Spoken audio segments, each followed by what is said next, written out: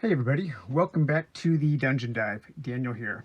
Okay, welcome to session 1 of the Peril of Cymbaline Island. Trying to get started this week has been really intimidating.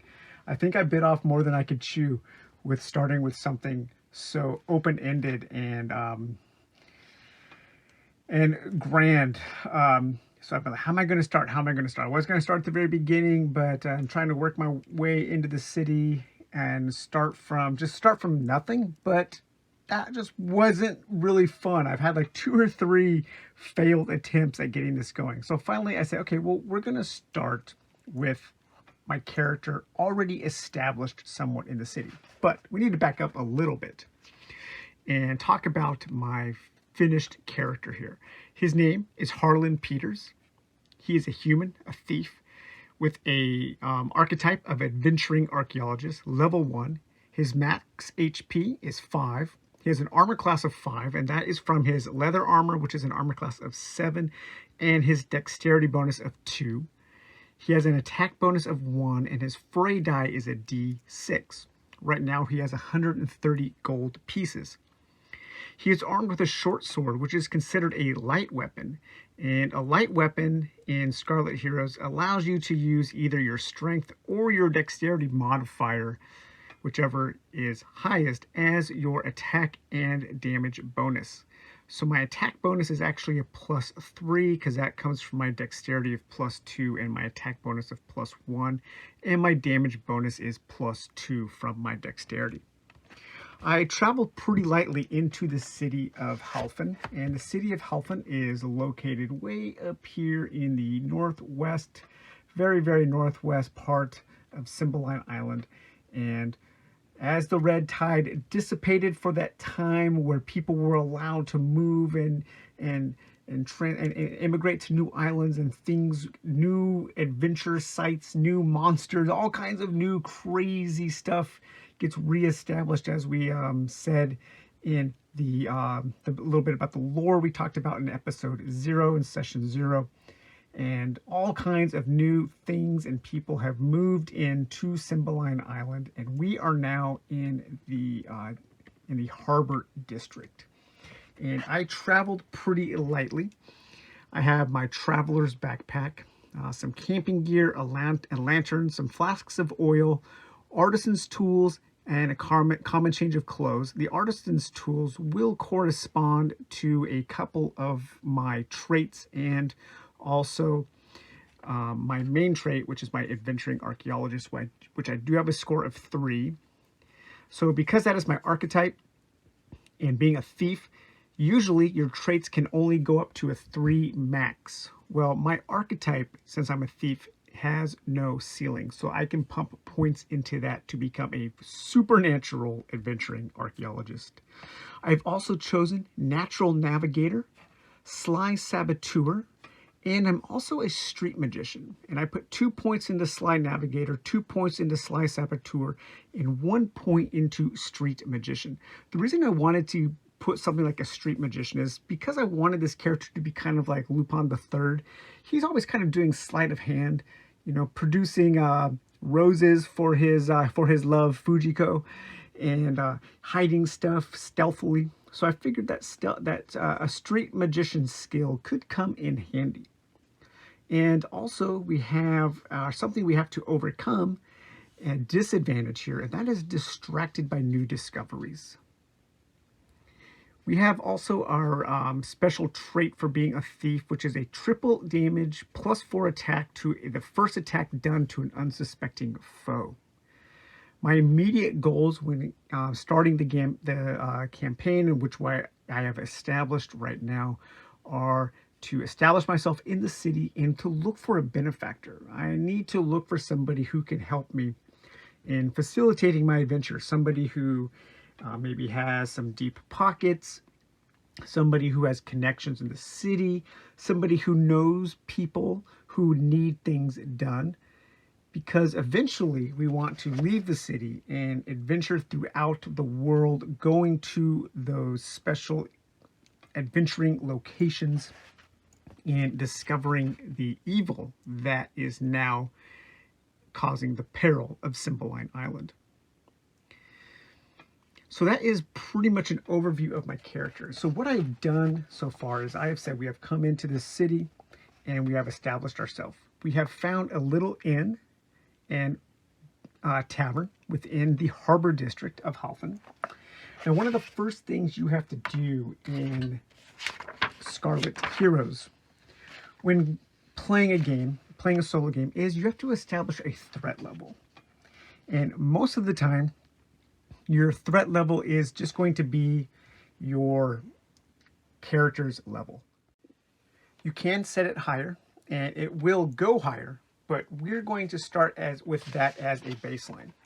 So we are in Halfen, the Harbor District. We have a threat level of 1. The threat level is a modifier. It's a variable that does get added to certain things while you are having your solo adventures.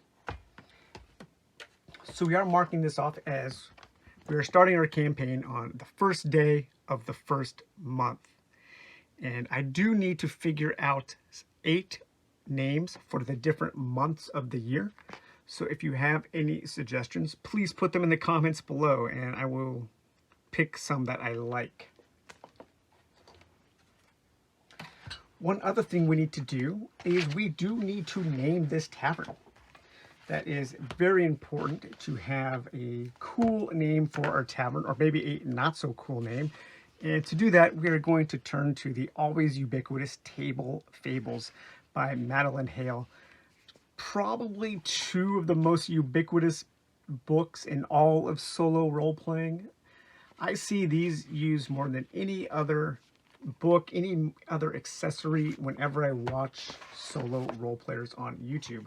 And I did want to give a brief mention to a new channel that I started watching a couple weeks ago, and that is Stone Axe Tabletop Gaming.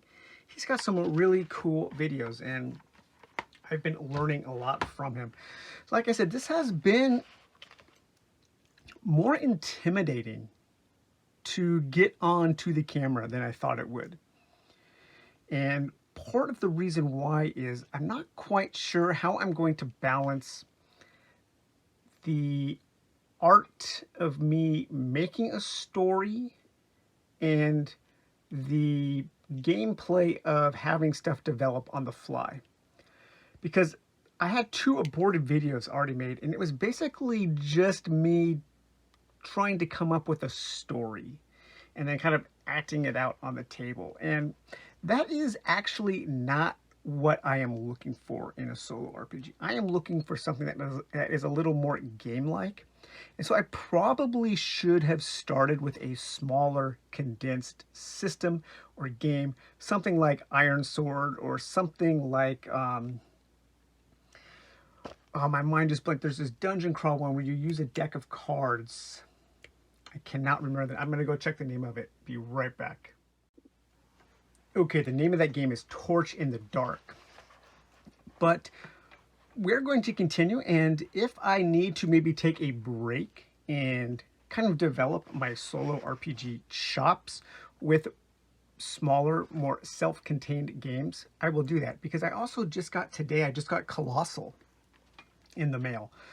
And that looks like a really cool, very small, self-contained solo RPG. So we might take a break from this grand thing and play Colossal for a couple sessions until I can kind of start getting my chops and learning a kind of a new way of playing games on this channel. So you're kind of seeing a warts and all approach to me learning something new and developing it, and I hope people are okay with that. You know, this is kind of a learning process, and I think we have some people who are new to this kind of thing. But one thing we need to do is we do need to come up with a name for our tavern. And like I said, we're going to check Table Fables right here, and we are going to roll 2d12s. So let's see, we have 2 and 5. So our tavern is called the Crooked Violin. Okay, so we're going to go ahead and write that down in our journal here. So we have the tavern is the Crooked Violin. And this is kind of our base of operations for this part of the adventure while we are in Halfen. Now let's find out some more about our tavern here. What quality is this? Fantastic, good, poor, or dismal? I'm going to say that it's not dismal, so I'm going to give a 1, 2, a 3. So we're going to roll a D3 here. We'll do, okay, a 3. So it is in somewhat poor quality. It's a little run down. That could give us an idea of maybe something we want to do while we are playing this adventure, as having a poor quality tavern.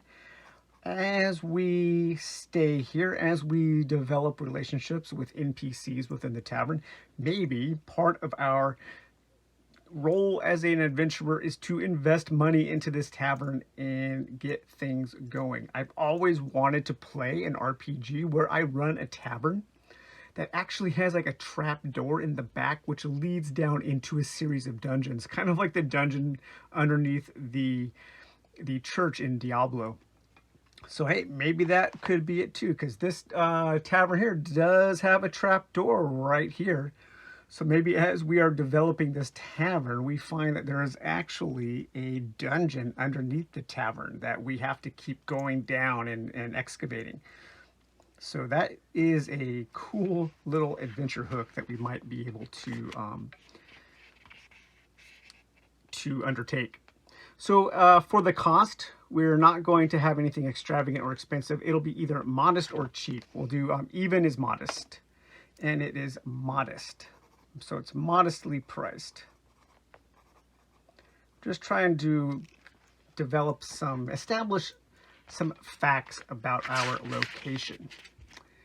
The occupancy, it's either going to be quiet or empty. This is not a very popular tavern, and that is good for what we want it for. So even it's quiet.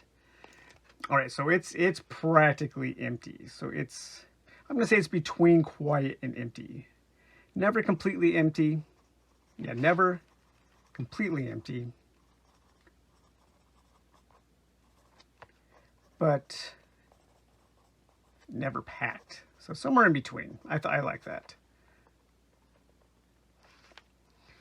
Okay, and let's go ahead and roll on the atmosphere for the tavern, and that will be a D10. And we rolled a 5 there, a 5. The tavern is small and local, but well kept. A dog wanders through the maze of tables, begging for scraps. A young boy stirs a pot near the fireplace. The room is full, well, not full, but the room has some song and laughter when there are some people in there. So I'm just going to write down page 62 for the atmosphere, number 5. So it's kind of run down, but it's also kind of homely. And the people that come in here, they tend to like it. They kind of think of it as a third place. So that is our tavern, the Crooked Violin. Okay, so the next thing I want to do is I have 6 different standees. These are people in this tavern right now. And we're going to establish one of them as our benefactor, as our patron. And one of them is going to be become kind of like our handler. He or she will be, they'll be able to tell us things that are going on, because what we're going to do is we are going to establish some conflict right away. And one of the ways, there's kind of 2 different ways that you can approach establishing a conflict or an adventure, especially using Scarlet Heroes. Well, there's one way in Scarlet Heroes for the solo stuff, is you roll on some charts to establish some kind of conflict. And we are going to do that.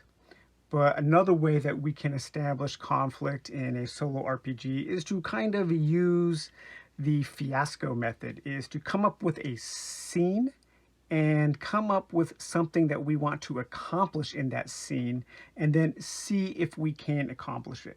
And so I'm going to be kind of switching back and forth between those 2 as we play, especially in the urban adventures.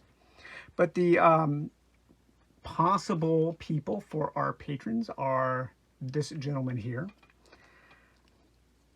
None of these guys have names yet or anything. I haven't done that yet. So we have this guy here. He is the cook. He is the tavern keeper, the innkeep. He's behind the bar there. We have this dwarf there. We have this elf, probably a ranger, an elven ranger, female there. Some kind of native shaman. So in the Red Tide world, there are a native people called the Shu, and she might be like descended from them as some kind of shaman. She probably is faced with quite a bit of discrimination within the city walls of Halfin. And then we have this rambunctious looking girl here, a halfling with a giant F-off sword. And so we're going to roll a d6, and then we were going to come up with a little bit of a background and name and information for our patron here. So we're going to go 1, 2, 3, 4, 5, 6. All right. Perfect. That's actually kind of the guy I wanted. This is going to be our patron, and he owns the tavern, so the innkeep. And he's going to allow us to stay in one of the rooms. Of course, we will pay him. And knowing that I kind of maybe want to play an adventure where I invest in a tavern, that's the perfect patron. So I'm going to gather what we need to come up with some of his stats. Okay, so we have our 3x5 index card here. This is what we're going to probably keep our NPCs on until I think of something better or something different. So we have an NPC, we have the innkeep, he's our patron benefactor. The first thing he needs is a name. So again, we will go back to Table Fables here, and we have a D100 male names. So let's see what we get here.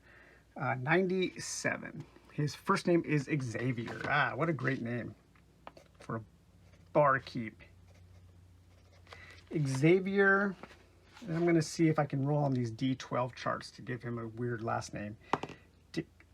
Xavier Swift Eye. Yeah, I like that. Xavier Swift Eye. All right.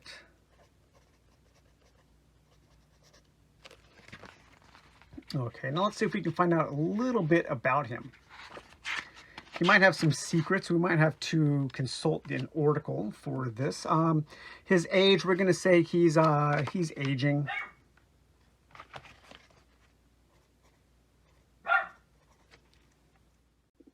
So we don't really need a precise number for his age unless something comes up. But as right now, he's aging.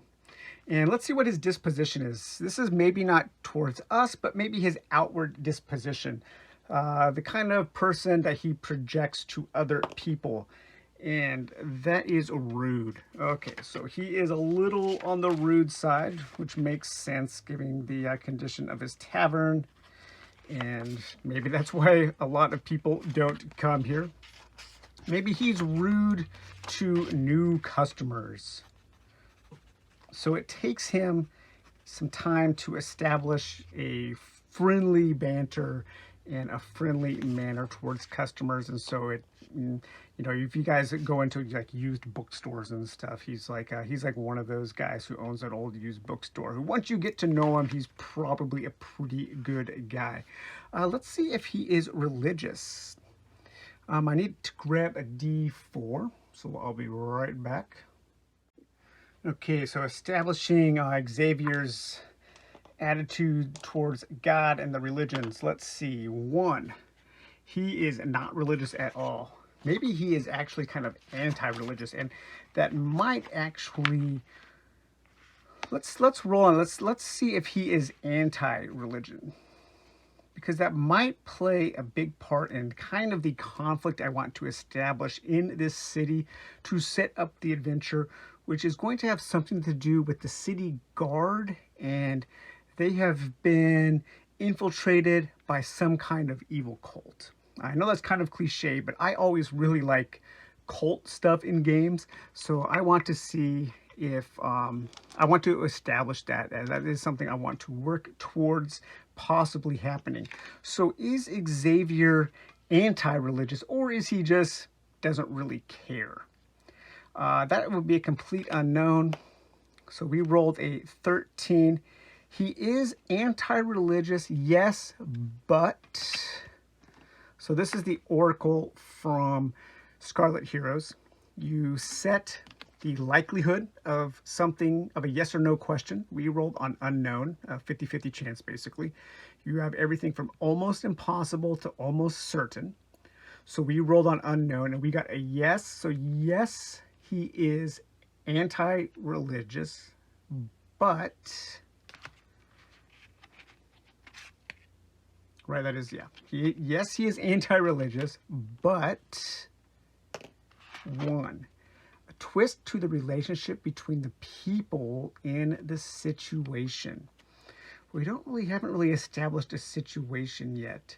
A twist in the relationship. So he is anti-religious, but maybe he was once a priest in part of the religion that has been corrupted into the cult, if we find something like that. So maybe he is a little anti-religious, but he has some, that's it. He's anti-religious, but he has some sympathy.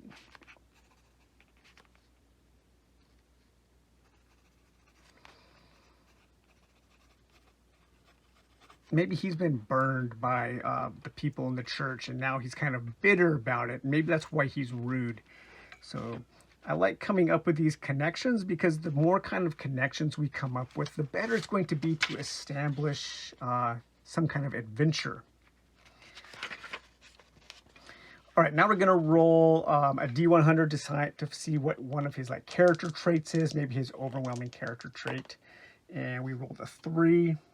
And he is not beautiful, so we're going to, maybe he is, maybe he's beautiful on the inside. We're going to put that. He has a heart of gold under his harsh exterior.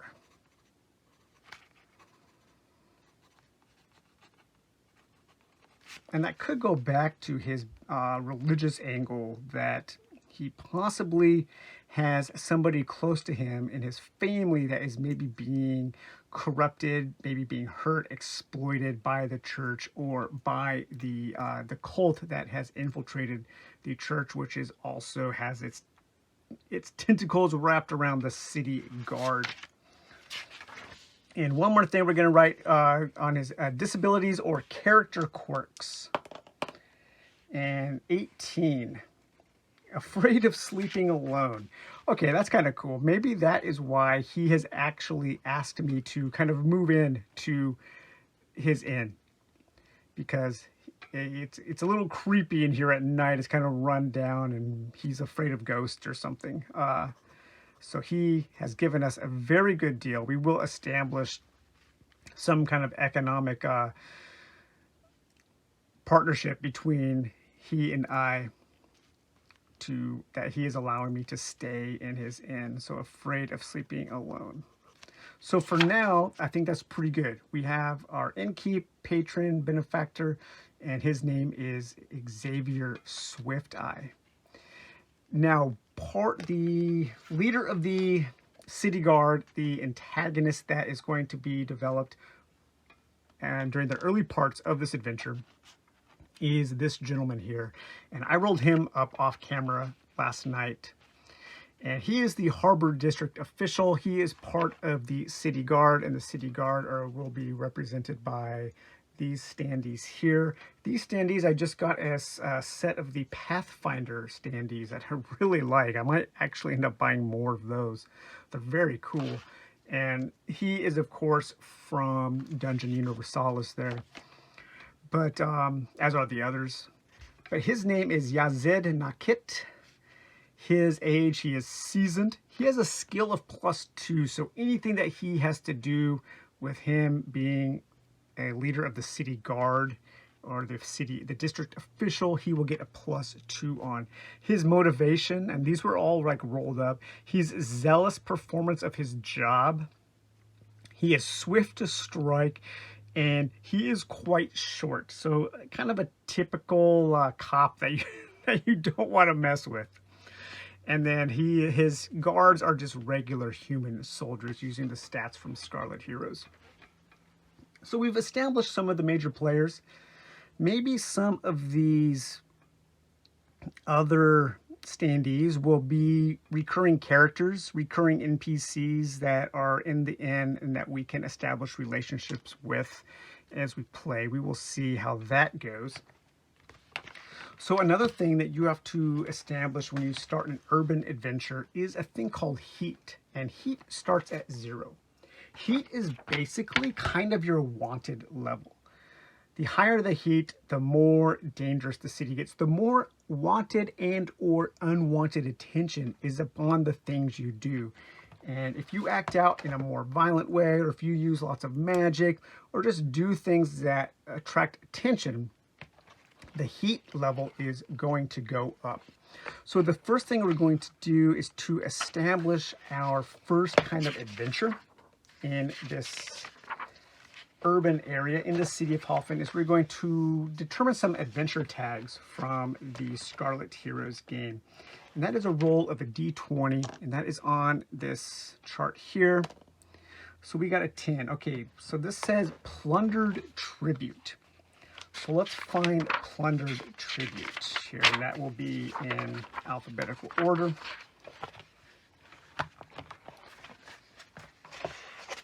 So our adventure tags, write this down, adventure tags. A lot of solo RPing is writing, I've discovered. Watching a lot of videos, watching Geek Gamer and Artichoke Dip and Solo RPG Guy and Stone Axe Tabletop. Watching them do solo RPing is a lot of watching people write. So I'll try to cut out if there's a lot of writing, but that's part of the game, I think. So adventure tags, we're going to do plundered tribute. So that's on page 104. I will go ahead and like print this out from my PDF of the game that I purchased. So let's see, let's get an idea of something. This is kind of direct the adventure here.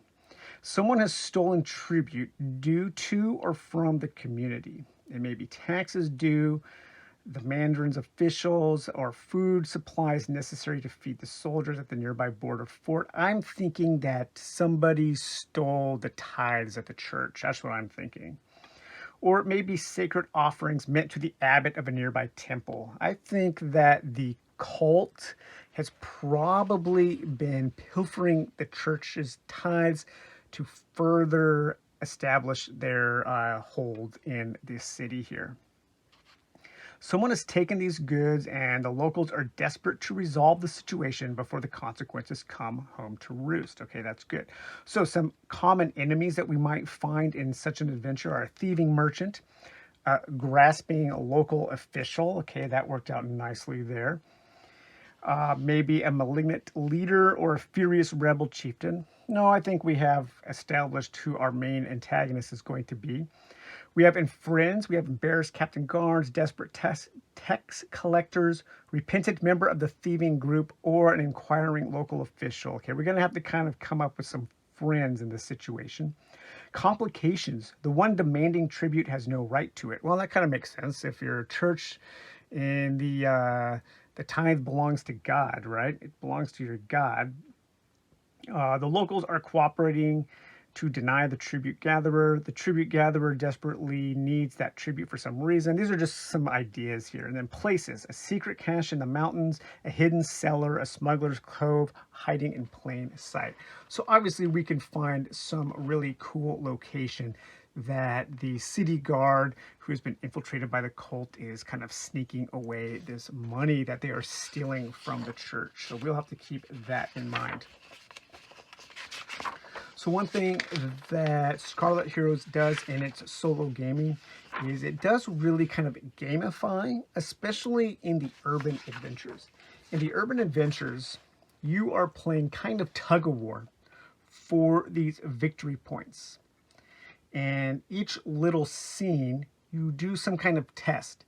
And if you as the character pass the test, you get a point. If the foe passes the test or stops you from passing the test, they get a point.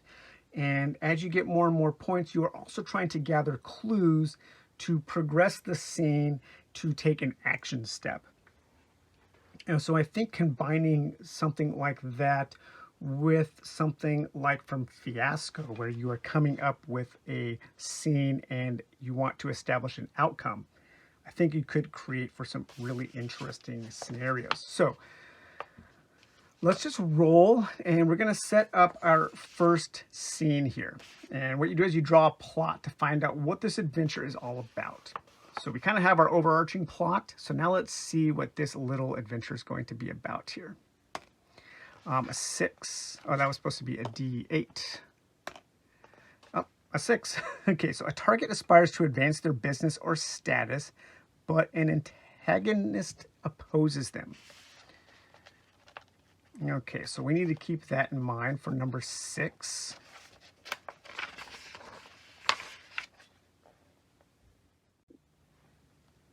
Okay, so this says to draw a target and choose how they are trying to advance themselves. Either draw the antagonist immediately or spend an investigation scene discovering who is causing the obstacles. Scenes resolve around either trying to help the target's goal or trying to prevent the antagonist sabotage. Okay, so I did some thinking off camera there. I'm going to be taking GM breaks whenever I need to. So we have our target. The target is going to be the priest of the local church.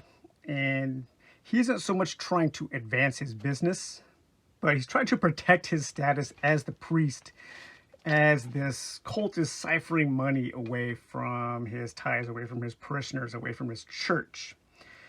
We don't know exactly who the antagonist is. We don't know who it could be Yazid there, but we don't really know who the antagonist is. It could be a higher member of the cult. It could be some thug that the cult has hired.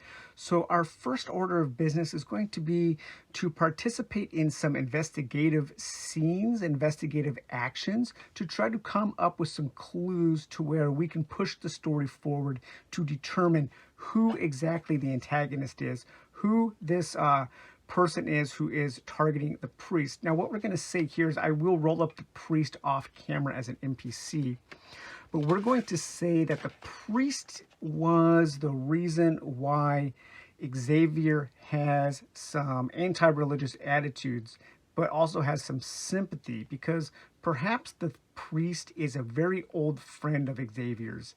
And they had a little falling out, but they still have a mutual respect and love for one another. Just Xavier just kind of disagrees with the priest sticking by the church because maybe something that the church did to Xavier. So I think that's where we're going to stop it today. In our next session, we will go forward with the investigative scenes and see what we discover. So, all right, guys, well, take it easy. We will talk to you later. Bye-bye.